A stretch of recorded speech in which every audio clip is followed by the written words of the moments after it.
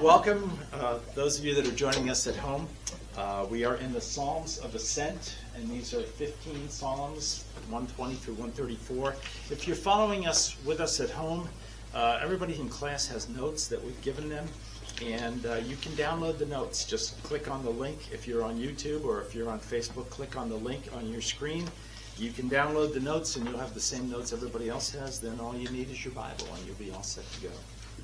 So, we're in the Psalms of Ascent. 150 Psalms are total out there. These 15 are specific. They are about ascending into the presence of God. They're actually written by three different people. They're Psalm 127 is written by Solomon.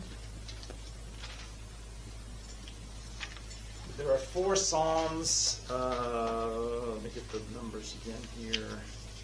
Four Psalms are written by David.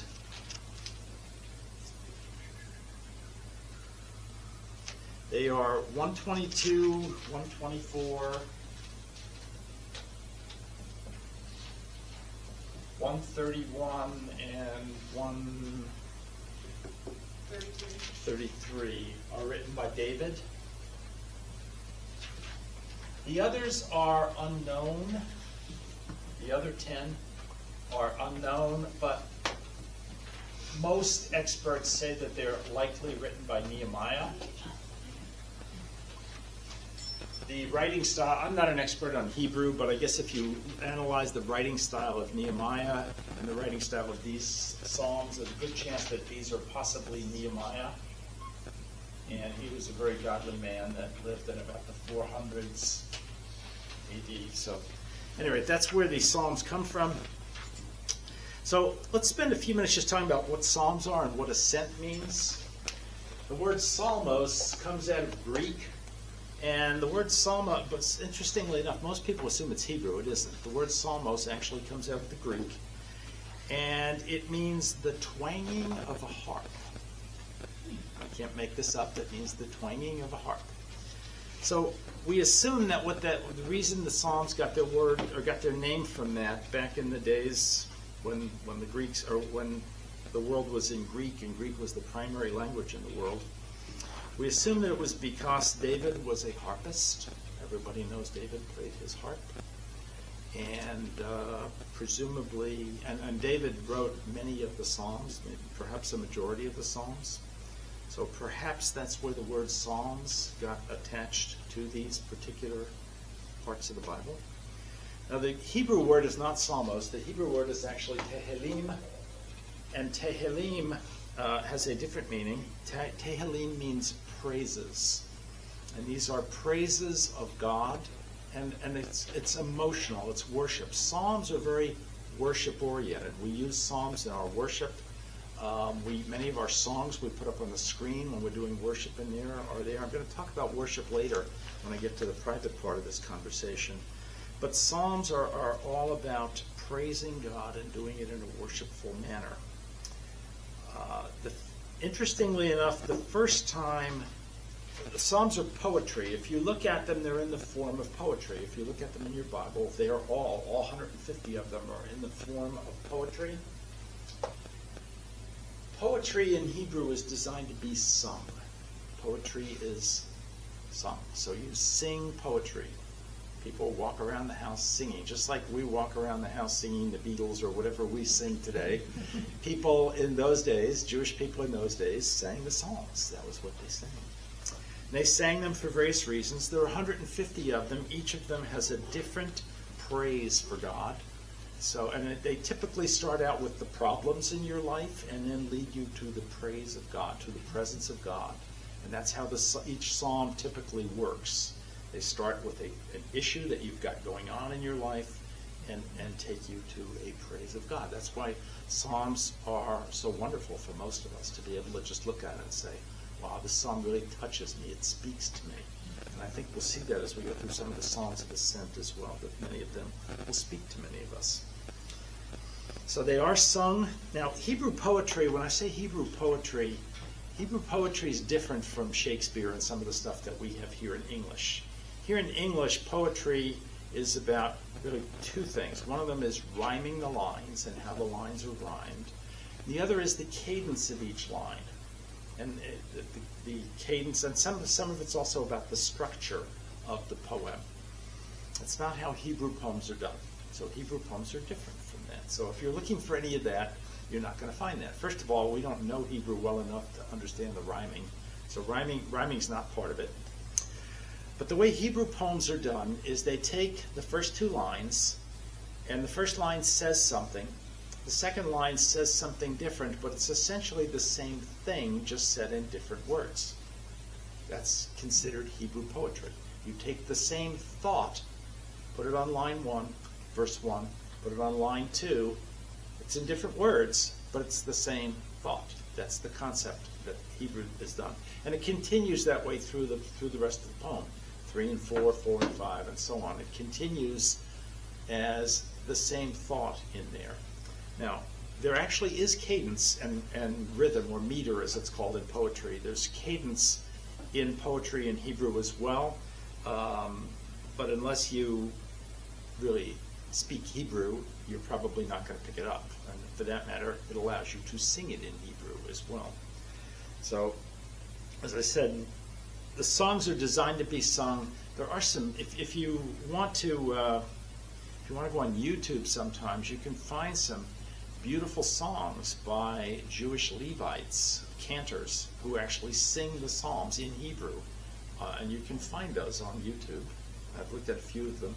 I don't understand them. To me, they don't make sense, other than the fact that these are men who are, and these are men, by the way, Jewish cantors are men. These are men who are clearly putting their hearts into these songs. So it's kind of interesting to look at. I may bring one of those in and put it up here, one of these eventually, in one of the classes, but not today. So Psalms were sung by people in normal daily life. They were sung specifically, though, when you were going to the tabernacle or when you were going to the temple. When you were going to the presence of God, that's when Psalms were specifically sung. And now those are primarily the Psalms we're going to look at, are the Psalms of Ascent. When you're ascending toward the presence of God, that's when it's going to be sung. So let me move to the other word up here, ascend or ascent. Ascend obviously is the verb, ascent is the noun, ascending is the gerund. So what does it mean to ascend? It means to go up, right? And we're going to find as we go through this that it can have three different meanings. One is we can go up physically, ascend, physically rise up in the world, physically go up something that's going uphill. And the second one is that we can ascend within something. We can ascend within something. We're going to talk about that within the temple. And then third, we can ascend with our hearts to God. So there's three different meanings of the word ascend that we're going to see as we go through the Psalms of Ascent. Three different meanings. I'm going to talk about them with you here for a few minutes. I'm going to talk about the first one first, and that is ascending physically. If you look at Jerusalem, which is, this is Jerusalem here, this purple little dot here. This is, by the way, is Israel. This is the Mediterranean Sea, the Sea of Galilee, the Jordan River, the Dead Sea. This is all desert down here, and this all is Egypt and stuff over here. So as you look at that area, the temple was in Jerusalem eventually. Now the tabernacle was in Bethel, which was close to there, but the temple was in Jerusalem.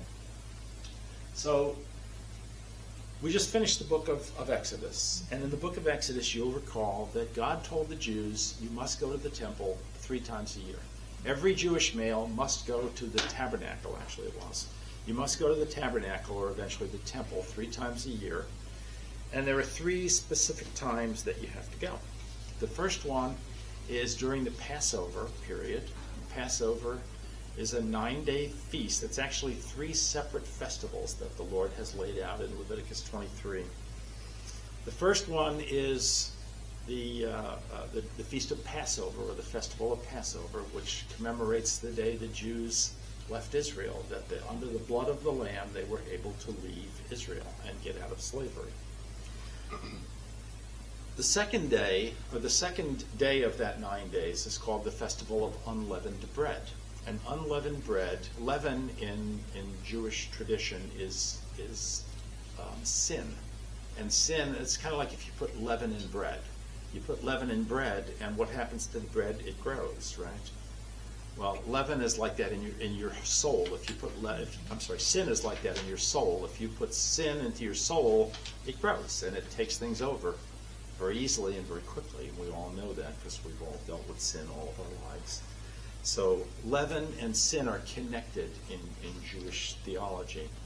So the second day is called the Day of Unleavened Bread, and that was when the Lord made sure that the Jewish people, as they were leaving Israel, or as they were leaving Egypt, that the Jewish people did not have any leavened bread with them, that they had unleavened bread. Now that unleavened bread goes for a period of 8 days, so it's a 9-day feast all total. Now the other day that's in there is the first Sunday after Passover, and that is called First Fruits. And First Fruits is when you bring in the very first fruit of your barley harvest, which is an early harvest that comes in early spring. You bring it in, you wave it at the temple, and you dedicate it to the Lord. So those are the 3 feasts that you're supposed to do at the beginning of the year. These feasts run from Nisan 14, which is Passover, to Nisan 22, which is 8 days after unleavened bread. So, and Nisan is typically going to be in April. It might be there are some years when it can go into May, but it's typically going to be in April. It has to do with the calendar of the moon and some things, the actual dating of it. So this is the first of the 3 feasts that Jewish people are required to go up to the temple and celebrate. Now, we know as Christians that these 3 things celebrate 3 other things that are way more important. We know that the Feast of Passover, Jesus died on the cross on Passover. He died on Passover Day. Good Friday, or whatever you want to call it in our language today, is really Passover Day. Was the day Jesus died. He was the Passover lamb. The second day, the day after unleavened bread, the conquest of sin, that's the day Jesus was laid in the tomb. If you recall, he was laid in this tomb right at sunset, and sunset begins a new day. And what happened during that day is recorded in Hebrews 9:11, famous verse I've quoted many times in here.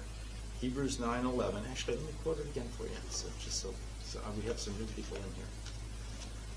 Hebrews 9:11 is when Jesus, after he's died on the cross, takes his blood and lays it on the altar in front of his Father and asks him to accept that sacrifice for us. And the Father does that. He accepts that sacrifice. That is in Hebrews 9:11. Let me find that here. When Christ came as high priest of the good things that were already here, he went through the greater and more perfect tabernacle that is not man-made.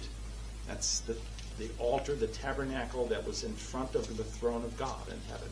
That's in Revelation chapter 1 that begins, but it comes back several other times during the book of Revelation. But he goes to that tabernacle. So let me go through that. He went through the greater and more perfect tabernacle that is not man-made. That is to say, not a part of his creation. So that means it's in heaven. This is the tabernacle in heaven.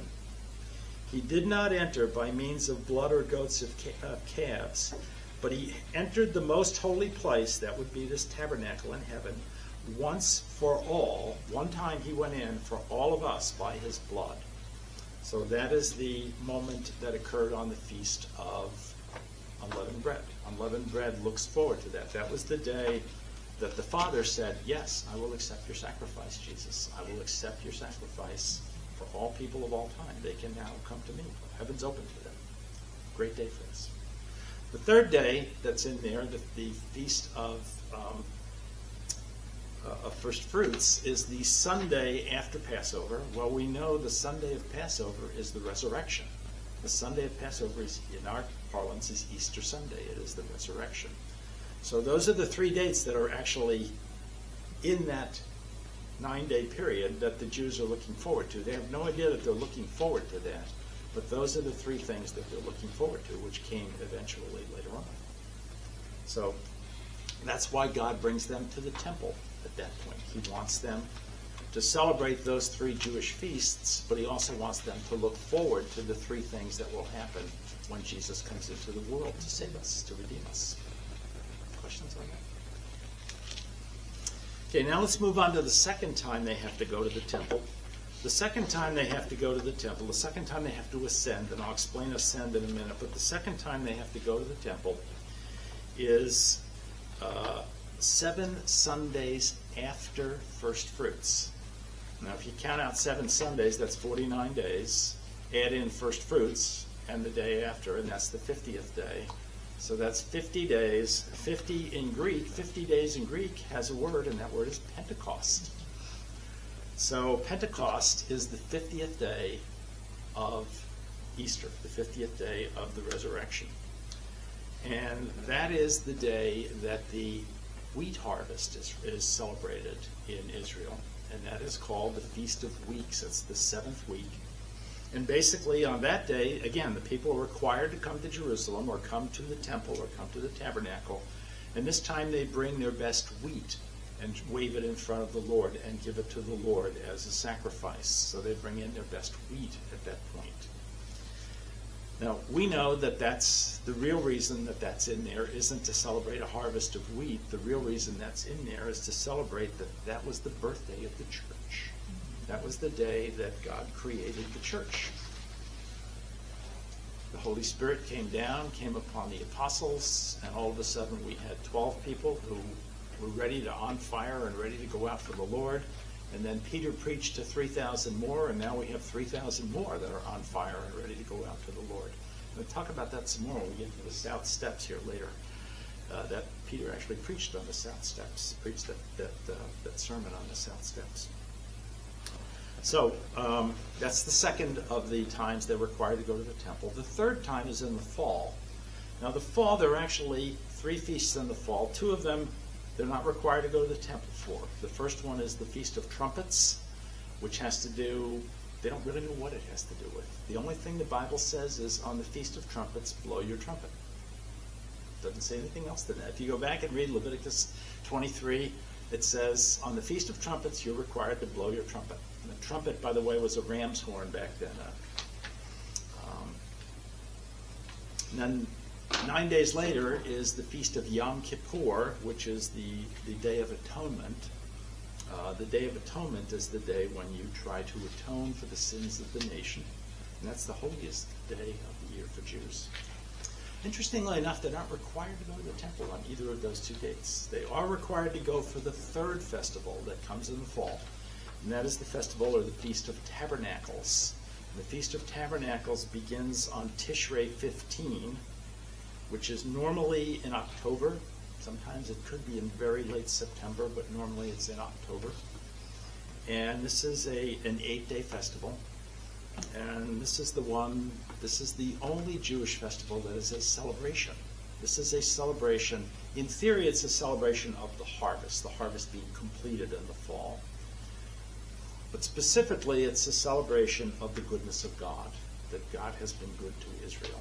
So that is the Festival of Tabernacles. And that's the third time they are required to go up to the temple, and is at the Feast of Tabernacles in October.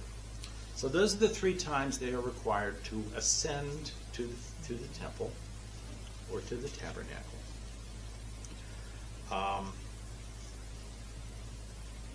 Now let's talk about the actual ascent itself.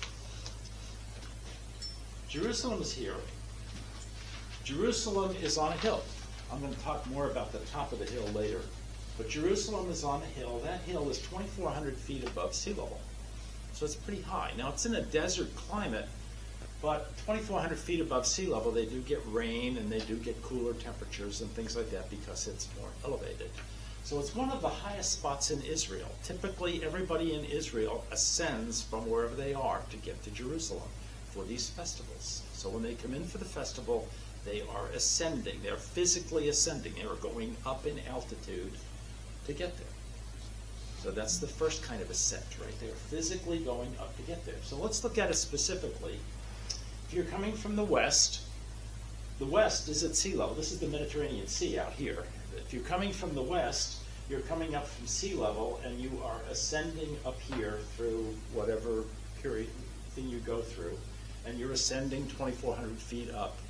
It's not bad. This is the airport's over here. We've done this drive when we've been in Israel, and it's you know, it's got trees and forests and whatnot that you go through on the way up. It's a lovely drive, easy walk to get up there. So the people coming from the west had a relatively easy walk to get to Jerusalem, even in those days. There's water there, there's shade, not difficult. Get up to 2,400 feet. The people from the south, this is desert down here, but it's also at sea level. Some of it's even a little bit below sea level, but it's pretty much at sea level. But those people are able to come up through this area here, which is also has water and also has trees and stuff. So they can kind of get here pretty easily too by going around this way, they come this way and then go north and come up to Jerusalem that way. So they are ascending also up to 2,400 from sea level. The people from the north, it's different though. The people from the north, if you go up to Nazareth, which is up here where Jesus lived initially, and Capernaum where he taught, he was the rabbi in the synagogue at Capernaum. If you go up to here above the Sea of Galilee, the problem is if you come straight south, you have to go through a place called Samaria. And the Jews were not allowed to go through Samaria. That was forbidden for Jews. Now the Samaritans were people who originally were part of what was called the Northern Kingdom, way back when. And the Northern Kingdom was destroyed because of their great sinfulness. God destroyed them back in about 700 BC, about 700 years before Christ.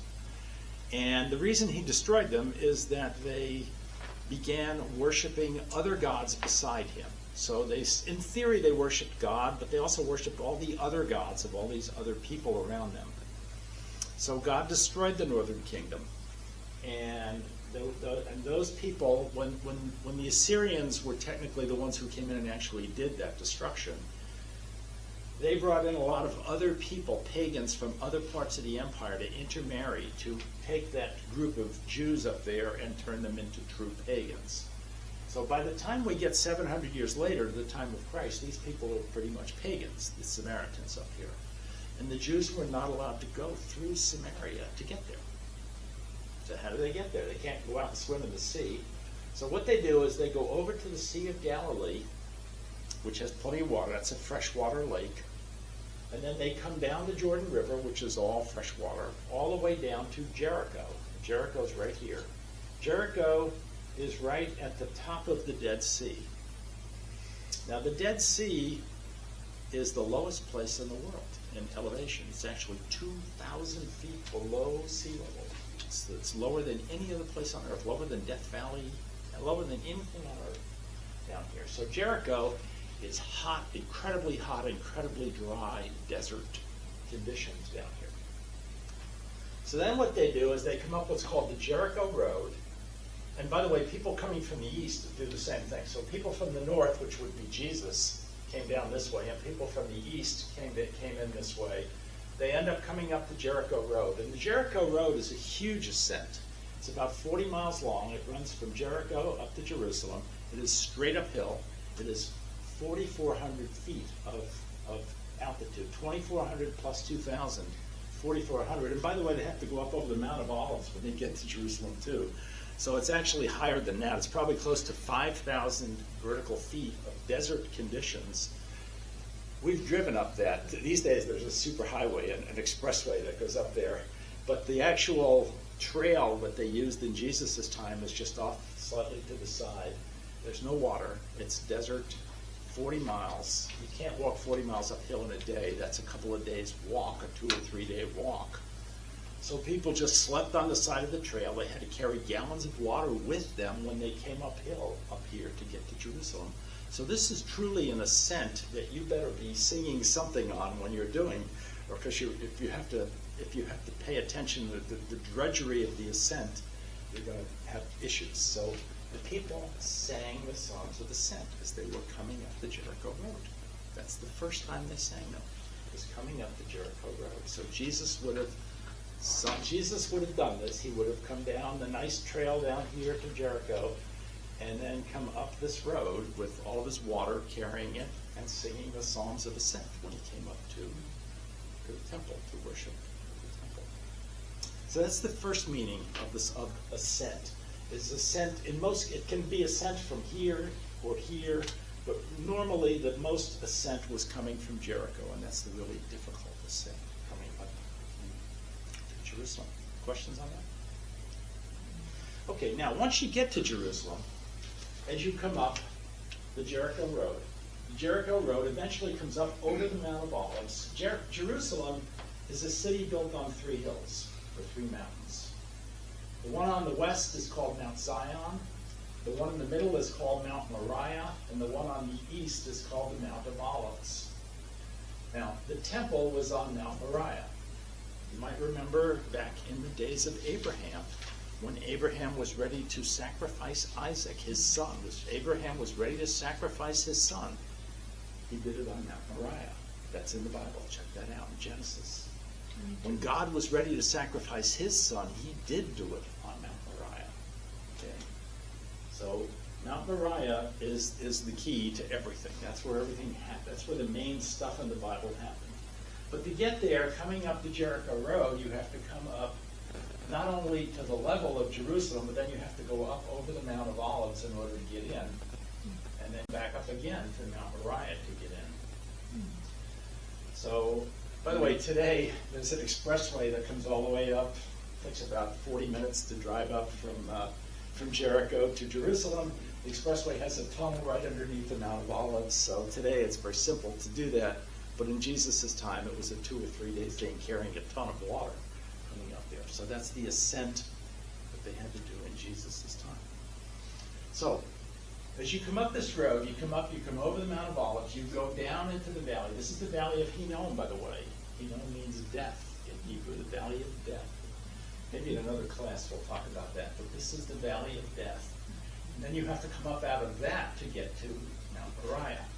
And as you come up, you then get to the point where you're ready to ascend a second time, this time ascend to the temple. So now you're on Mount Moriah, the temple's right on top of Mount Moriah, and now you're ready to ascend up to the temple. Because remember, the presence of God is in the temple, right? The presence of God is in the Holy of Holies, in the temple.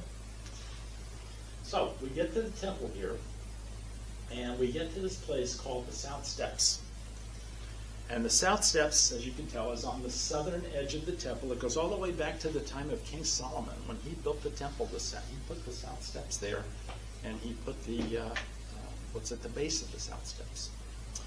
Now, God has some rules. You can't just go into the temple without purifying yourself. That's in the book of Exodus too. We saw that as we went through the book of Exodus.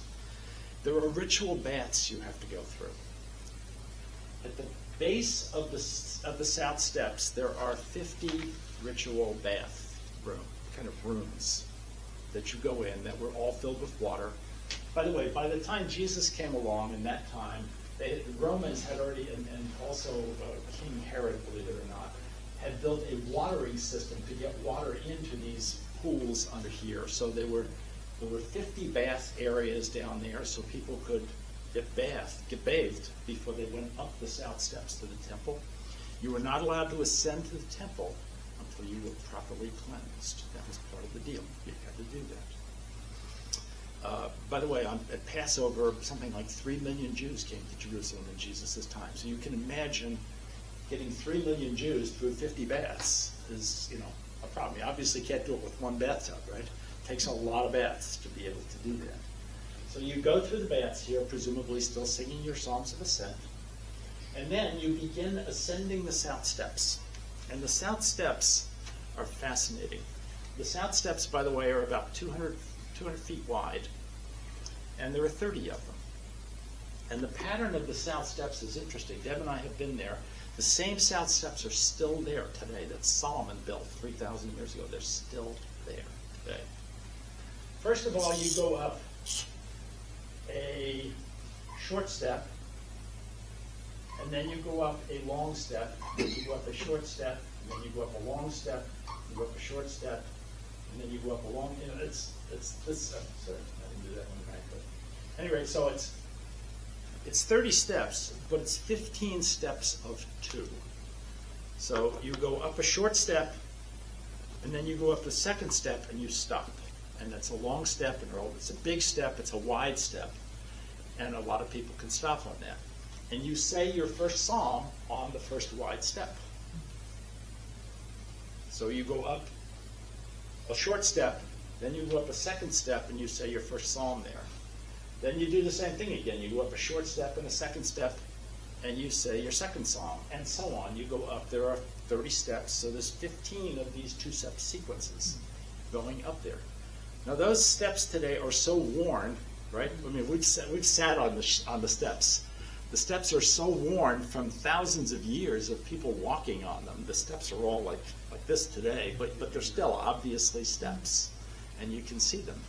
We actually, every time we've gone there, we've done a sermon. A pastor who's gone with us has done a sermon on the South Steps. So we've sat on the South Steps, right where Peter preached the sermon on Pentecost, sat right on the South Steps. I'll tell you an interesting story. Most of you are old enough to remember Neil Armstrong was the first person to ever walk on the moon, right? When Neil Armstrong came back from the moon, one of the first places he went was Jerusalem.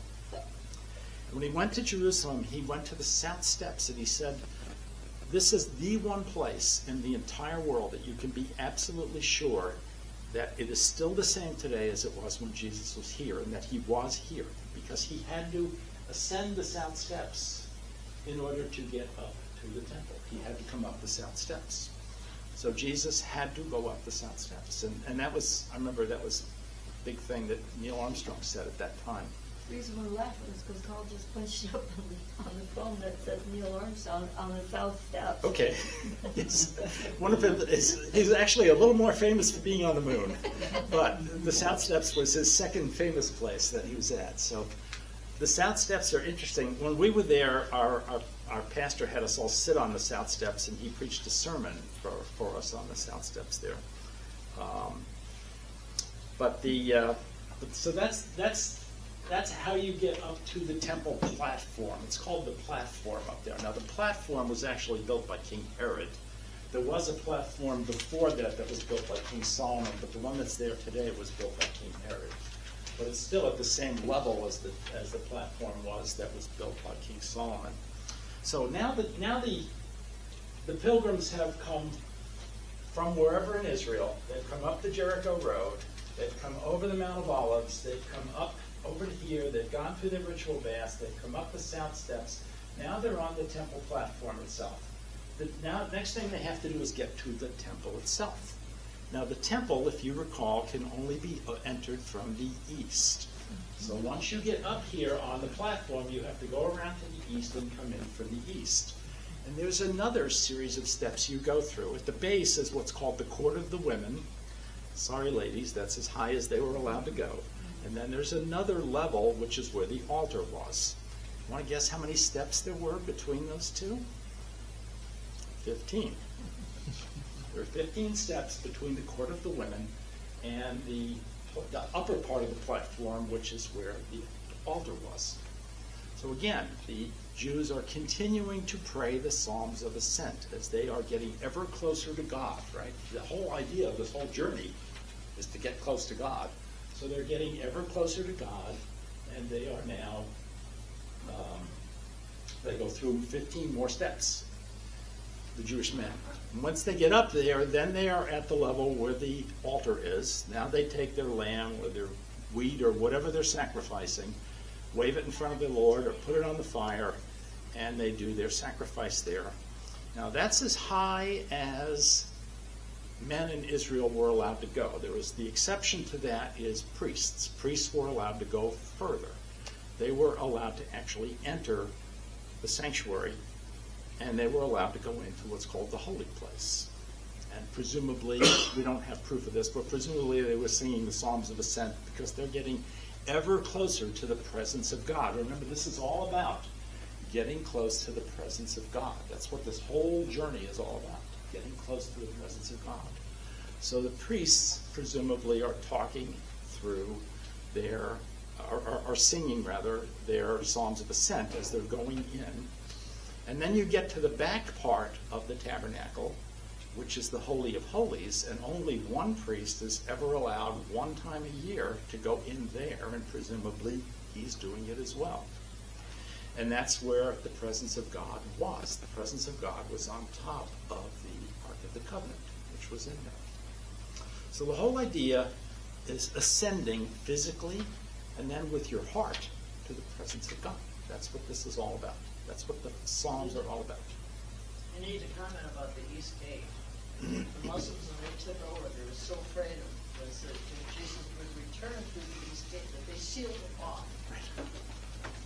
Okay. Well, they did more than that. They also, outside of the East, or are you going to tell this part of it too? So we can tell that. Okay. Outside of the East Gate, as you come up, if you actually were to come up Mount Moriah from the east, there was an entrance to the temple from the east in those days, but it didn't take you all the way up. But at any rate, there was an entrance from the east. Not only did they seal that entrance when the Muslims owned it, I mean, by sealing, I mean stones, bricks, mortar, the whole 9 yards. But they also built the cemetery out here because a Jewish rabbi is not allowed to walk through a Muslim cemetery. And they figured that would keep Jesus out when he comes back for the second coming, because he wouldn't be able to walk through the Muslim cemetery. So there's a Muslim cemetery right in here. And they also figured that the sealing of the East Gate would keep him from being able to walk through the East Gate of the temple. God entered the temple through the East Gate, by the way, if you remember the book of Ezekiel. God was the person who was allowed to enter the temple through the East Gate. So, yeah, that was the theory of it, and it's cute. It'll be funny when it happens. Yeah. Let's see, where are we here? Yeah, let me talk a little bit more about this. So that's the whole concept of ascent. I've spent a lot of time talking about ascent today. The whole concept is you get your heart ready to meet the presence of God. That is the concept of ascent. All 15 of these are about that. There are about 15 different things you can do for your heart to get it ready to meet the presence of God. That's what these Psalms are. Let me say the Psalms are, in general, are emotional. They're not about knowing about God. They are about knowing God. Okay? They're not knowing about God. They're about knowing God. They're about emotionally connecting with God. That's why we use the Psalms so much in worship. The Psalms, as you go through all 150 of them, have all kinds of theology about the cross in there, all sorts of theology about the resurrection, a lot of stuff that the Jews have no idea of that is in there, that was put in there so long ago. And most of the Psalms are constructed somewhat similarly. They start with a problem that you experience in life and take that to a praise of the Lord, to a place where you are praising the Lord because you've come to his presence. So that's how most of the Psalms are constructed. Well, most of the 150. You'll see that in particular with the 15 that we're going to be looking at as we look at the construction. I'm not going to start the first Psalm until next week, so if you're expecting that this week, that one will come. Psalm 120 will be next week. It's called the Psalm of Peace. I'm going to sign off for a bit here. So those of you at home, thank you for joining us. We pray the Lord is blessing you this week, and we pray that we'll see you again next week.